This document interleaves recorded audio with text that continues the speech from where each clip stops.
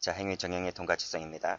이 동가치성은 전 시간에 배웠던 보호증인적 지위와 더불어서 자, 보시면 마지막 줄에 기술되지 아니한, 즉 법조문에는 기술되지 아니한 형법 이론상 인정되는 구성요건 요소라고 말씀드린 바 있습니다. 자, 그러면 여기서 잠시 노트를 펴볼게요. 자, 노트를 펴보면 이 그림이 나오는데, 이 그림이 원래는 이퀄이 아니었습니다. 이 그림이 원래는 자, 이 무게저울 추거든요. 무게저울인데 여기 자귀가 있어요. 자귀는 에너지가 투입되어 있는 거잖아요. 그래서 부자기보다는 당연히, 즉 거동이 투입되어 있지 아니한 부자기보다는 당연히 무게가 많이 나가겠죠. 밸런스가 안 맞잖아요. 그래서 이 밸런스를 맞추기 위해서 큰 돌덩이 두 개를 얹혀 놓습니다. 그래야지만 이렇게 무게저울이 같아지게 되는 거예요. 그러면 그 큰 돌덩이 두 개가 뭐냐? 말씀드린 바대로 하나는 보증인적 지위고 하나는 행위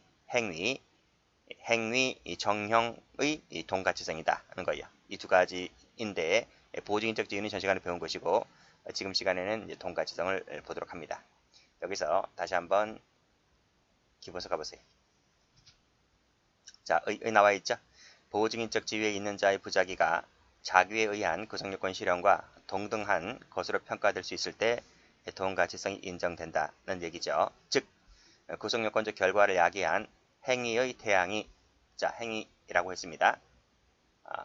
이 태양이라는 것은 한자인데 이걸 풀었으면 행위의 모습이, 그런 말이, 행위의 모습이 자기와 동일시가 될 수 있을 때 동가치성이 인정된다는 것인데, 이것이 기출던지기 한 번 있습니다. 자, 그래서 쭉 내려오시면 기출지문이 나와 있죠. 기출지문에 뭐라고 되어 있습니까? 동가치성이란 결과와의 동가치성을 의미한다. 결과가 아니고 뭐다? 행위와의 동가치성을 말합니다. 자, 됐고. 자, 그래서 여기 나와 있죠. 제목도 행위가 정형화된 형태를 가지면 동가치성이 있다. 이 제목을 누가 붙였어요? 제목을 학자들이 붙인 겁니다. 그러면 행위의 정형화된 형태가 뭐냐라고 하는 것인데, 그것이 밑에 여기 다수설 나와 있죠. 다수설일 때 순수결과범 행태의존적 할 때 이 행태의존적, 우리 학자들은 판례 아닙니다. 학자가 그랬습니다. 순수결과범과 행태의존적 결과범을, 이 결과범을 이렇게 두 개로 쪼개요. 쪼개서 행태, 일정한 행태에 의존하는 결과범일 때에, 예를 들면 사계죄는 기망, 공갈죄는 공갈, 강도죄는 폭행협박, 공연음란죄는 음란행위라고 하는 일정한 행위, 이 행위의 정형화된 형태가 있을 때 자기와 이퀄 관계다, 이렇게 보고 있는 거예요. 그래서 제목 붙이기를 뭐라 붙였다? 행위의 정형화된 형태의 동가치성이다, 이렇게 학자들이 붙인 거예요. 됐나요? 자, 그래서 다시 한번 말씀드리면 동가치성이라는 것은 행위와의 정형화된 형태가 자기와 동일시가 될 수 있을 때 인정된다, 그 뜻입니다. 자, 이 동가치성을 밑에 학자들도 인정하고 있지만 우리 판례도 그걸 인정하고 있습니다. 판례 한번 읽어볼게요. 중요한 판례입니다. 첫 번째 줄에 법적인 자기 의무를 지고 있는 자입니다. 이 기술된 적이 있습니다. 있는 자, 그 말은 보증인 지위를 가진 자를 말하죠. 그렇죠? 보증인 지위가 없는 자는 동가치성을 따질 필요가 없습니다. 동치성이라고 하는 것은 보증인적 지위가 인정될 때 검토되는 겁니다. 자, 그 부자기가 여기 그 부자기가 자기에 의한 법익 침해와 동등한, 그렇죠? 여기 동등 나오네. 동등 이퀄 관계라는 겁니다. 형법적 가치가 있는 것이어서 그 범죄 실행 행위로 평가될 만한 것이라면 자기와 의한 것과 똑같이 부자기범으로 처벌할 수 있는 것이다, 이렇게 얘기하고 있죠. 이 판례가 얘기하고 있는 것은 우리 판례가 동치성을 인정하는구나 라고 하는 것을 볼 수가 있습니다. 자, 그러면 밑에 적용 범위라고 했었죠. 제목을 제가 다수설리라 그랬습니다. 여기서 필기 좀 하세요. 필기. 자, 필기를 하세요. 자, 이렇게 묶으시고, 이렇게 꺽쇠로 이렇게 묶으시고, 자, 하나는 결과범입니다. 하나는 뭐가 있죠? 결과범 말고 형식범이 있죠. 형식범. 그런데 이 다수설은 형식범 같은 경우에는 동가치성을 논하지 않습니다. 논하지 않는다. 그러면 동가치성을 논하는 것은 이 결과범에서만 논합니다. 그런데 학자들은 이 결과범을 두 개로 또 쪼갭니다. 이렇게. 그래서 순수 결과범. 또 하나는 밑에 나와 있는 행태 의존적 결과범. 이렇게 쪼갭니다. 쪼개면서 하는 말이 땡땡. 이 순수 결과범 같은 경우에는 밑에 나와 있죠. 동가치성 기준이 행위의 정형화된 동가치성 기준이 적용되지 않는다는 거죠. 살인죄. 그냥 사람을 살인하면 살인죄가 된다는 거예요. 어떤 일정한 형태를 요하지 않잖아요. 칼로 찔러 죽이든 총으로 쏘든 돌로 쳐 죽이든 뭐 나주로 찍어 죽이든 뭐 일정한 형태를 요하지 않잖아요. 그냥 죽이면 되는 거지. 방화죄도 마찬가지잖아요. 어떠한 일정한 형태를 요하지 않아요. 불지르면 되는 거지.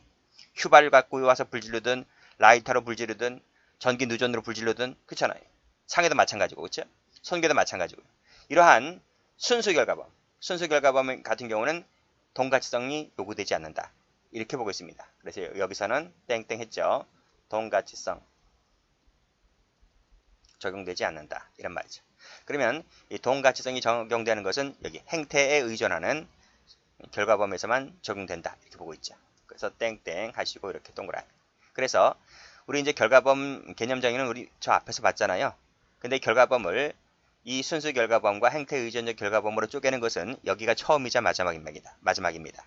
그 다음부터는 형법 총론 끝까지, 강론 처음부터 끝까지 이렇게 결과범을 두 개로 쪼개는 부분은 없어요. 여기서만 유일하게 쪼갠다.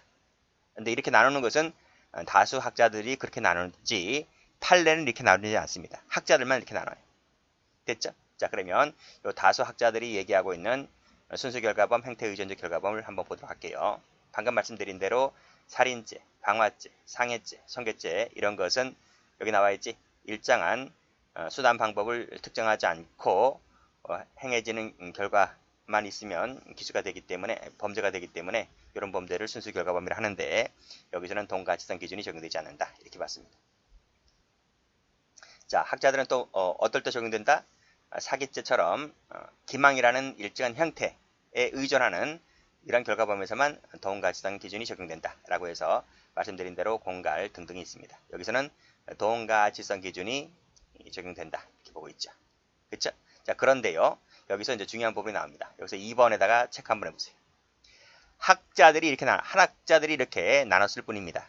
판례는 이렇게 나누지 않는다고요. 이런 공식을 안 써요. 자, 그래서 쭉 내려오시면 여기 각주 12번 있죠? 체크 한번 해보세요. 여기 살인죄, 여기 방화죄가 학자들이 얘기하는 순수 결과범이잖아요. 순수 결과범이면 동가치성 기준이 적용되지 않잖아요.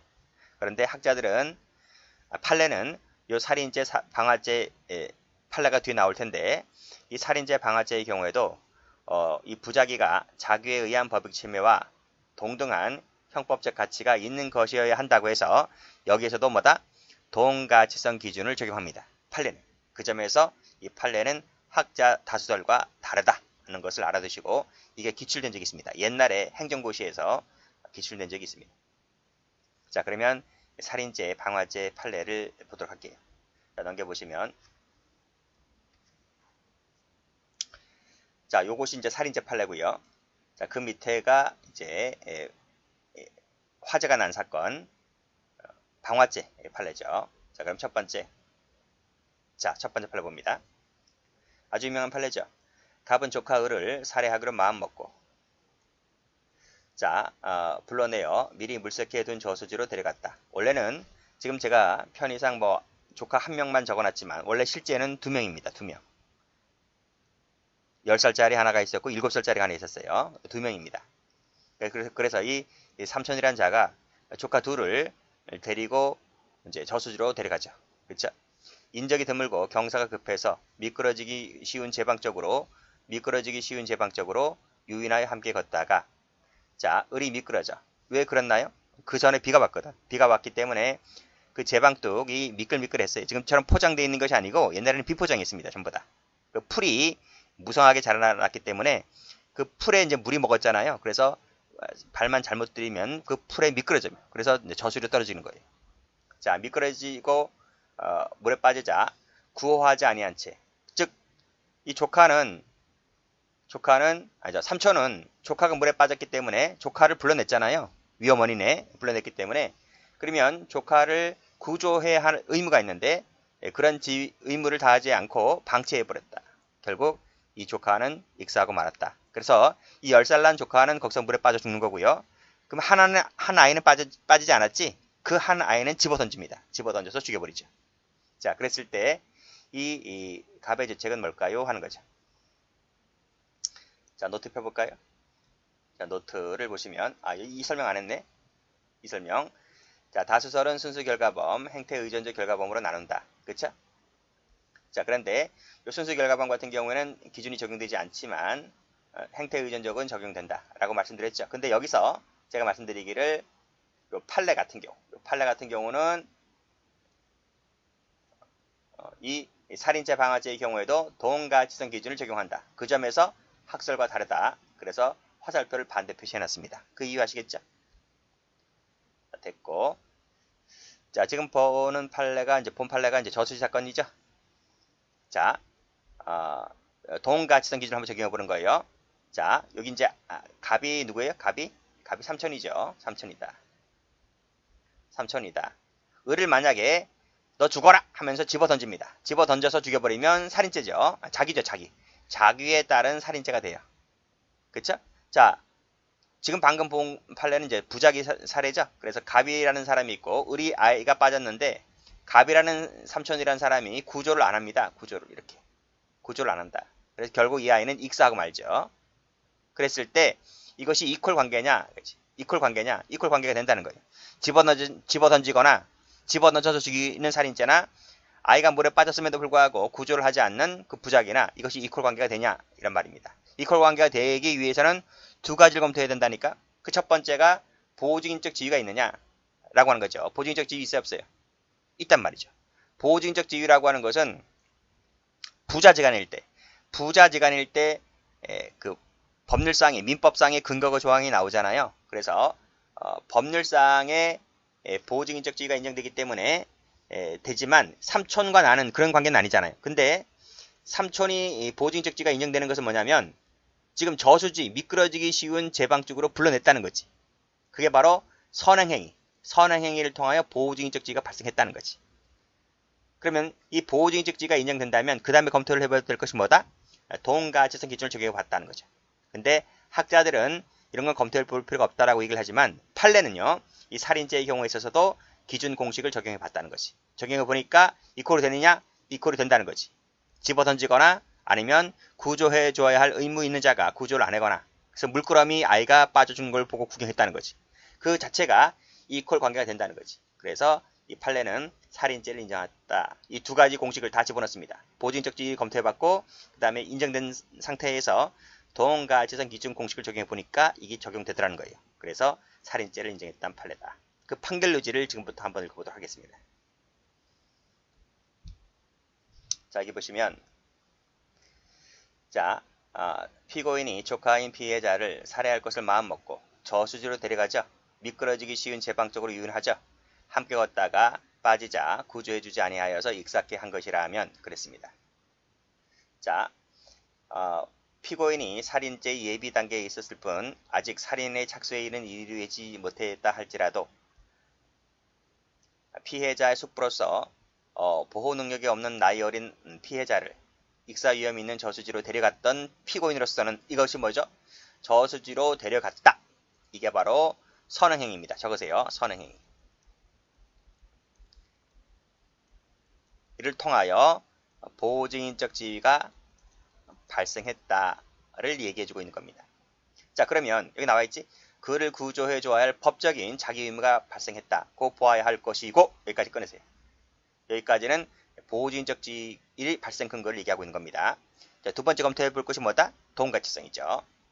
피해자가 물에 빠진 다음에 살해 범위를 갖고 구조하지 아니한 채 그가 익사하는 것을 용인하고 방관한 부작위는 이건 부작위죠?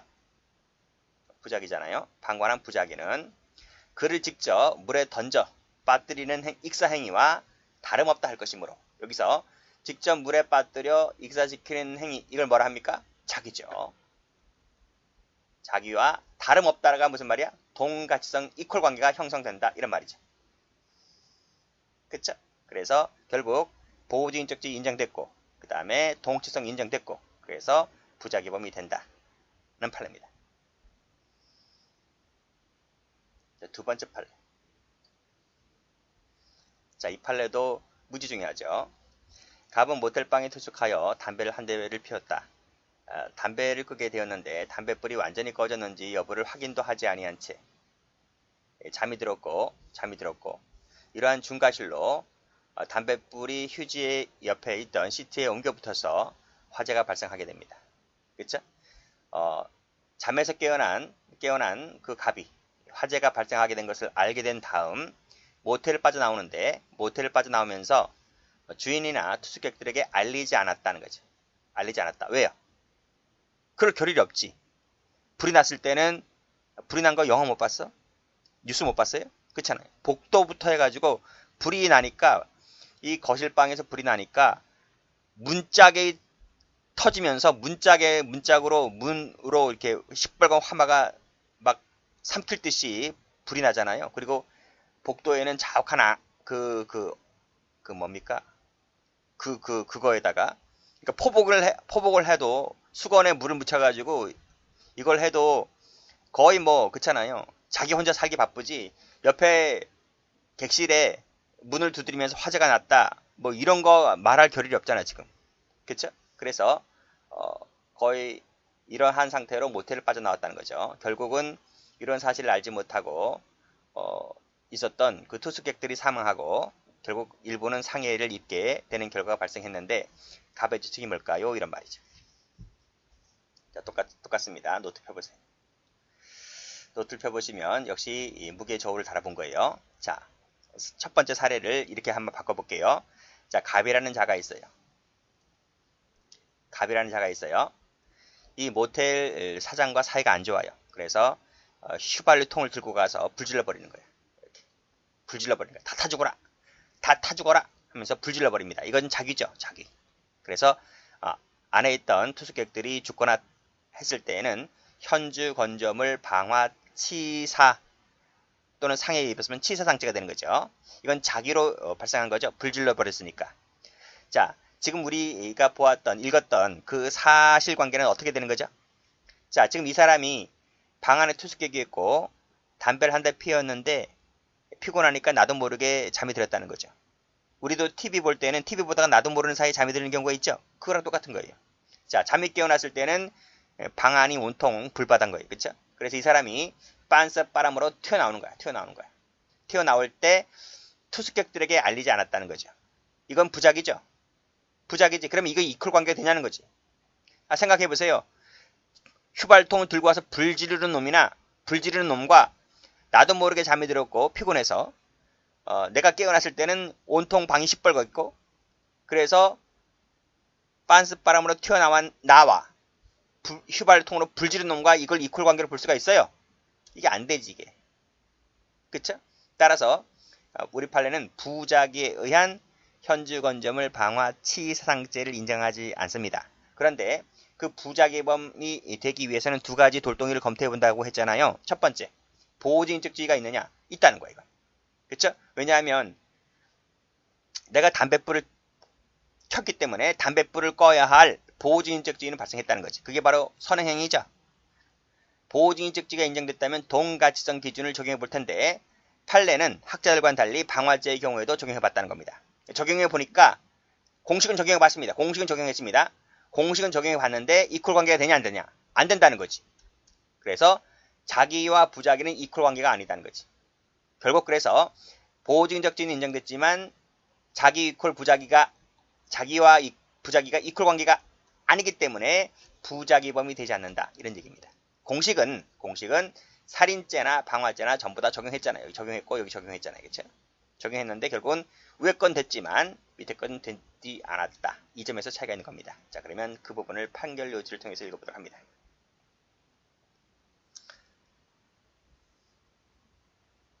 자, 여기서는 여기 밑에서 세 번째 줄, 네 번째 줄 여기를 한번 끊어보세요. 자, 끊었나요? 자, 읽어보겠습니다. 담배를 피웠죠. 담배를 피웠으니까 담배를 꺼야 할 보호주의인적지가 있는 거잖아요. 근데 담배불 끄지 않았죠. 라고 했을 때 우리 판례는 중과실로 있는 선행행위로 인해서 보호증적 지위는 발생했다. 이런 얘기입니다. 그래서 가로 열고 보호증인 지위 인정 이 말입니다. 자, 두 번째 검토해 볼 것이 동가치성이죠. 자, 말씀드렸듯이 빠져나오면서 이를 알리지 아니하였다는 부작위. 부작위는 내가 휘발통을 들고 가서 불 지른 것과 이퀄 관계 아니죠. 이퀄 관계가 아니기 때문에 결국 부작위가 되지 않는다. 그렇죠? 이 부분이 인정되지 않기 때문에 무죄다. 이런 말입니다. 부작위로 공소 제기했어요. 근데 이 부분에서만 무죄인 거지. 다른 죄들은 인정했습니다. 중과실 뭐 등등은 인정했지만 부작위에 의한 현지건조물 방화치사죄는 인정되지 않았다. 이렇게 정리해 두시면 돼요. 됐고, 자, 판례 봅니다.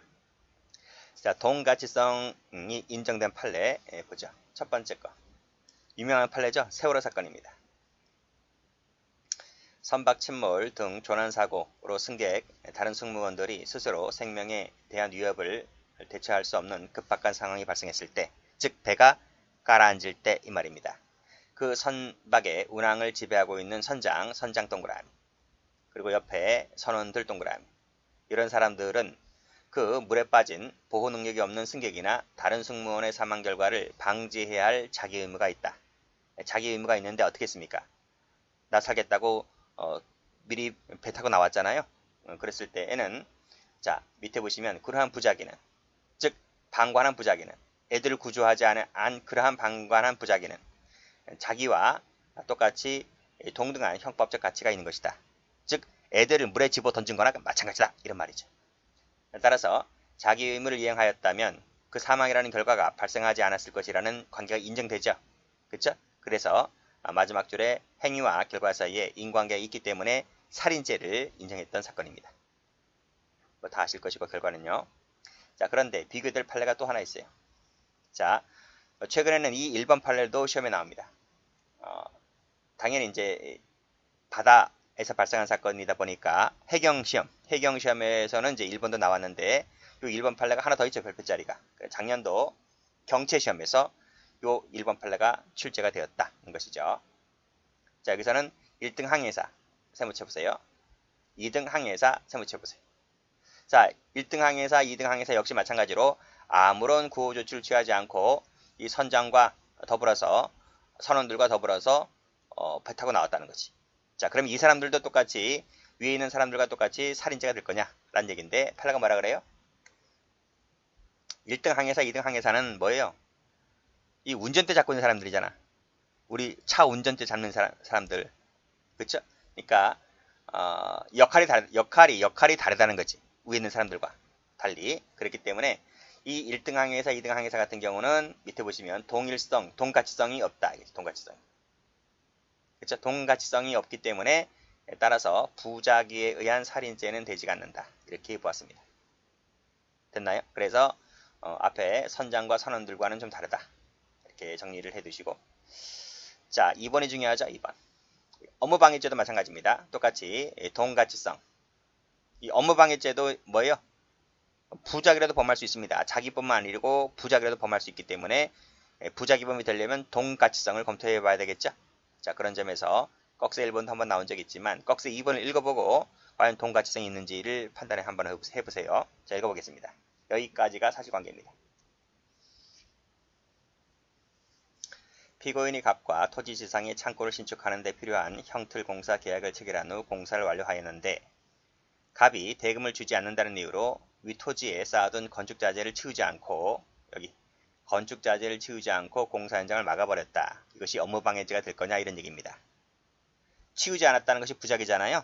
그쵸? 그 부작위가 이 업무방해죄가 되려면 자기와 이퀄 관계가 되어야 하거든. 그걸 검토해 보겠다는 거예요. 판례가 뭐라 그럽니까? 여기 보시면 피고인이 일부러 건축자재를 갑의 토지 위에 쌓아두어 공사 현장을 막은 것이 아니라 그건 자기죠. 일부러 토지 위에 쌓아둔 것은 자기죠. 그게 아니라 당초 자신이 공사를 위해 쌓아두었던 건축자재를 공사 완료 후에 치우지 아니한 것에 불과하므로 이건 뭐래? 공사가 완료된 후에, 그쵸? 후에 치우지 아니한 것에 불과하므로 이것은 완료 후에 단순히 치우지 않은 행위만 갖고서는 완료 후입니다. 완료 후. 완료 전이 아니고 단순히 치우지 않게 된 것은 자기와 이퀄 관계가 아니다. 자기와 이퀄 관계가 아니다는 거지. 그래서 이 동가치성이 탈락되기 때문에 부작위에 의한 업무방해죄가 되지 않는다. 이렇게 보시면 되겠습니다. 자, 됐죠? 자, 그렇게 정리를 해두시고. 그래서 여기서는 안 되는 것이기 때문에 자, 요 색깔로 이렇게 색깔 칠할게요.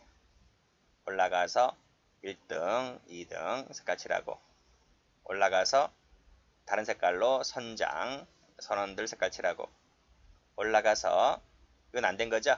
그래서 앞에서 무슨 색깔이었지? 자, 이 색깔이네요. 자, 이를 알리지 아니하였다. 여기 방화죄 판례입니다. 모텔 사건입니다. 올라가서 여기서는 되는 거죠? 되는 거라서 빨간 펜 뜨시고 그 부작위와 자기와는 똑같다. 똑같다. 여기 이분 저수지 사건입니다. 자, 여기까지 합니다.